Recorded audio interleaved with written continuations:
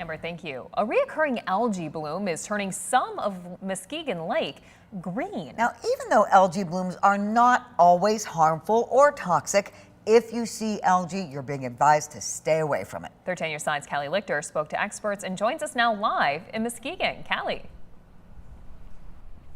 Elena, Juliet, the sun isn't out, so you can't really tell that the water behind me has a green tint. So that's why I collected some here in this bottle. Now, this green is not normal, and it means that blue-green algae is present in the water. Well, the bloom we've had on Muskegon Lake's been going on for about a month, which is highly unusual. Because of still waters and high temperatures, Alan Steinman from the Annis Water Resources Institute says this year's blue-green algae bloom was formed under perfect conditions.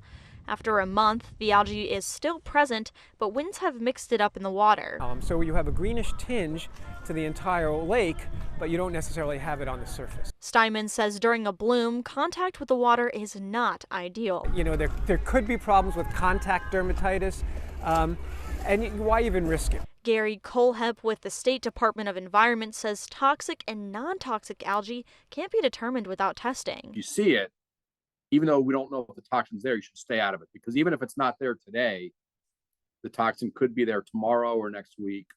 Exposure to toxic blue-green algae can cause a rash or itchy skin to humans, but to pets, it can be life or death. You know, most humans know to stay out of a bloom, but dogs don't. And so we lose a couple of dogs each year in the Great Lakes who go down to the water and start lapping it up, not knowing, of course, that there's a toxic bloom going on.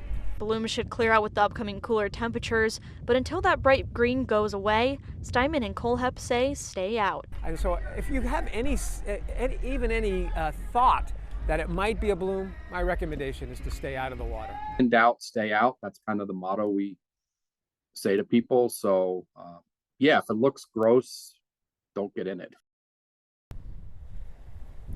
Steinman did say that this is an abnormal bloom, so it may be a little more resistant to those colder temperatures, but the waves should be able to chop it up and disperse it. Live in Muskegon, I'm Callie Lichter, 13 on your side.